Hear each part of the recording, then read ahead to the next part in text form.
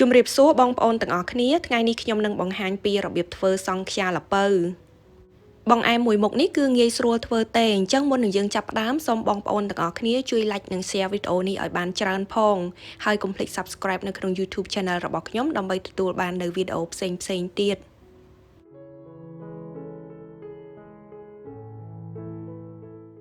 ចាឥឡូវនេះគឺយើងនាំគ្នាមកមើលគ្រឿងផ្សំទាំងអស់គ្នាមានដូចជាផ្លែល្ពៅហើយល្ពៅរបស់ខ្ញុំនេះគឺតូចល្មមបន្ទាប់មកទៀតគឺជាពងមាន់ស្រែហើយពងមាន់នេះគឺខ្ញុំប្រើចំនួន12គ្រាប់សម្រាប់ល្ពៅ5ផ្លែ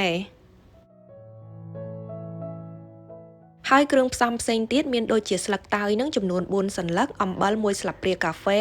ខ្ទិះដូង200មីលីលីត្រជាមួយនឹងស្ករត្នោត150ក្រាមប្រសិនបើបងប្អូនចូលចិត្តផ្អែមអាចដាក់លើសនឹងបាន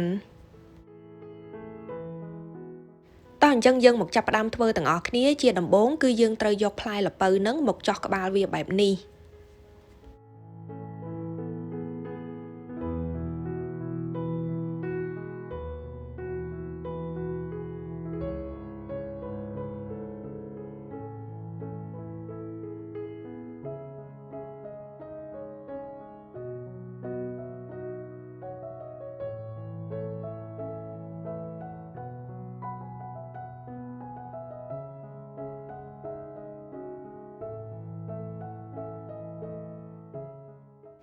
នៅពេលដែលយើងបានចោះក្បាលវាជា4ជ្រុងបែបនេះហើយគឺយើងអាចប្រើចុងស្លាបព្រាបែបនេះឬមួយក៏អ្វីផ្សេងក៏បានដែរមកឆ្កឹះគម្របវាចេញមកដោយសារតែល្ពៅនេះបានដាច់តងបាត់ទៅហើយ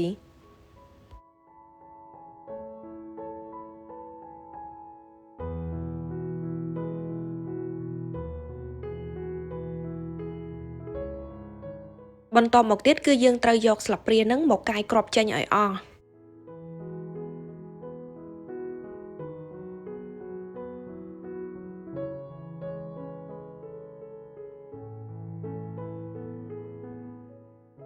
ហើយចំពោះក្បាលល្ពៅដែលយើងបានចោះចេញមកនឹងគឺបងប្អូនអាចទុកវាបានព្រោះអីគឺយើងញ៉ាំបានដូចគ្នាចាអញ្ចឹងបងប្អូនត្រូវបន្តចោះក្បាលល្ពៅនឹងបែបហ្នឹងរហូតដល់យើងអស់ល្ពៅទៅ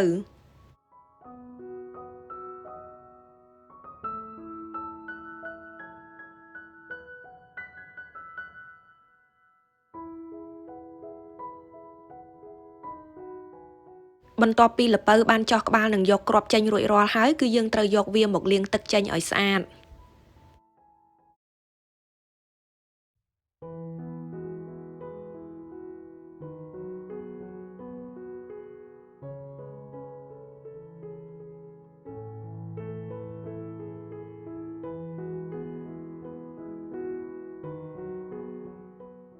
លាងទឹកស្អាតរួចហើយគឺយើងត្រូវដាក់វាឲ្យស្រស់ទឹកបែបនេះ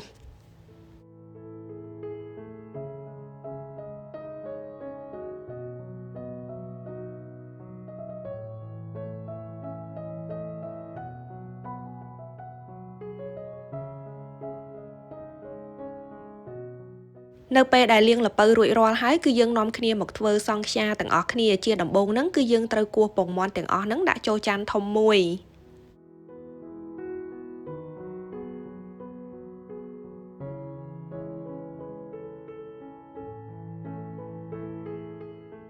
រួចហើយគឺយើងត្រូវវាយពងមាន់នោះឲ្យវាបែកបន្តិចសិន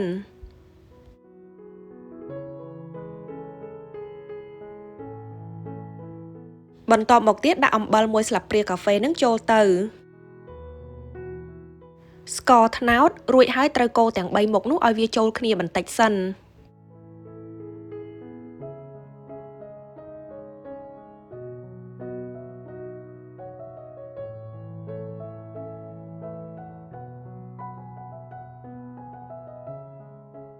បន្ទាប់មកទៀតគឺចាក់ខ្ទិះដូងចំនួន200មីលីលីត្ររួចហើយត្រូវកូរវាម្ដងទៀត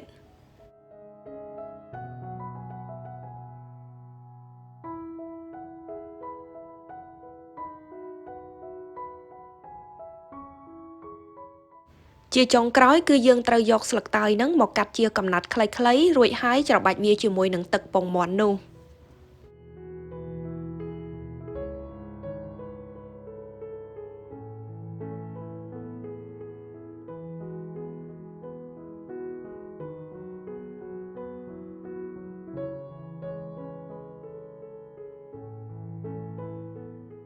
នៅពេលដែលវាចេញក្លិននិងចេញជាតិស្លឹកតើយហើយគឺបងប្អូនអាចស្រង់ស្លឹកតើយនោះចេញបាន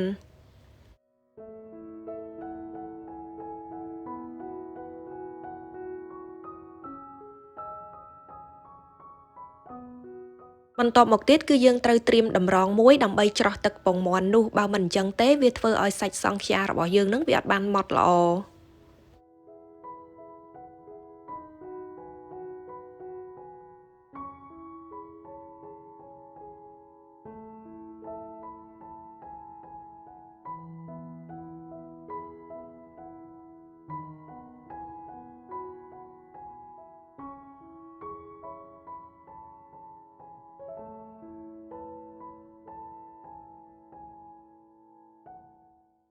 ចាឥឡូវនេះទឹកសង់ខ្យារបស់យើងនឹងគឺបានធ្វើរួចរាល់ហើយអញ្ចឹងគឺយើងយកផ្លែល្ពៅនឹងមកដាក់នៅក្នុងឆ្នាំងដើម្បីយកវាទៅចំហុយបងប្អូនទាំងអស់គ្នាត្រូវតម្រង់ល្ពៅនឹងឲ្យត្រង់ឲ្យហើយទៅបន្ទាប់មកទៀតគឺយើងត្រូវចាក់ទឹកសង់ខ្យានឹងចូលទៅហើយចាក់កុំឲ្យពេញពេកប្រសិនបើពេញនៅពេលដែលសង់ខ្យាយើងឆ្អិនវាអាចហៀបាន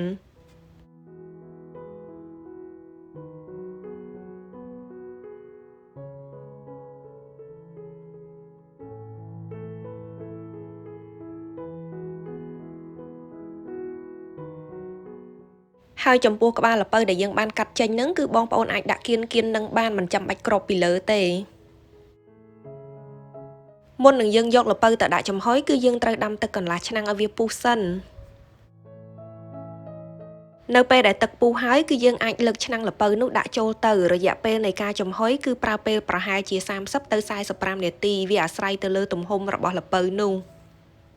ចំពោះភ្លើងវិញគឺយើងប្រើភ្លើងធម្មតាប្រសិនបើយើងប្រើភ្លើងខ្លាំងពេកវាអាចធ្វើឲ្យល្ពៅយើងនឹងប្រេះបានហើយរឿងមួយទៀតដែលយើងត្រូវប្រយ័ត្នប្រសិនបើយើងដាក់ចំហុយលើសម៉ោងវាអាចធ្វើឲ្យល្ពៅរបស់យើងនឹងប្រេះបានដូចគ្នានៅពេលដែលសង់ខ្យាល្ពៅរបស់យើងជិតឆ្អិនគឺវាឡើងខ្ពស់បែបនេះ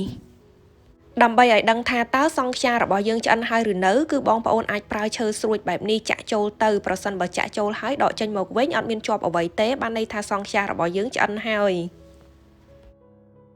ចាឥឡូវនេះសង់ខ្យាល្ពៅរបស់យើងនឹងបានឆ្អិនហើយអញ្ចឹងយើងនាំគ្នាមកមើលទាំងអស់គ្នាថាតើសាច់ខាងក្នុងវាយ៉ាងម៉េចវិញ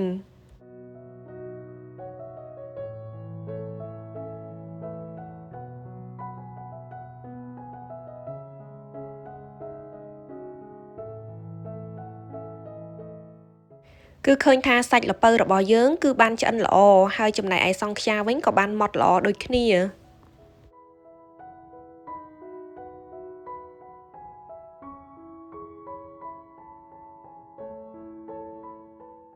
អញ្ចឹងវិធីក្នុងការធ្វើសង់ខ្យាល្ពៅនេះគឺងាយស្រួលមែនទែន